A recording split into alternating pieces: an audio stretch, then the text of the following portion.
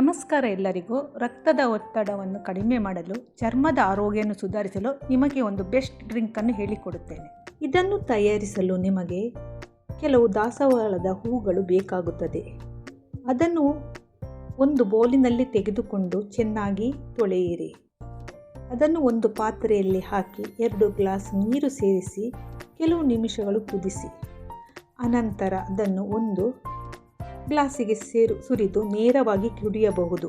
ಬೇಕಾದರೆ ಅದಕ್ಕೆ ಕೆಲವು ಸಬ್ಜಿ ಬೀಜಗಳು ಮತ್ತು ಐಸ್ ಕ್ಯೂಬ್ಗಳು ಸೇರಿಸಬಹುದು. ಇಲ್ಲವಾದರೆ ಐಸ್ ಹಾಕದೆ ಕೂಡ ಕುಡಿಯಬಹುದು.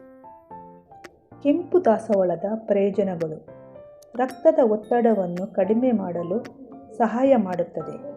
ಚರ್ಮದ ರೋಗಕ್ಕೆ ಒಳ್ಳೆಯದು. ತೂಕ ಇಳಿಯುವಿಕೆ ಸಹಾಯ ಮಾಡುತ್ತದೆ. ಕೂದಲಿನ ಆರೋಗ್ಯಕ್ಕೆ ಉತ್ತಮ.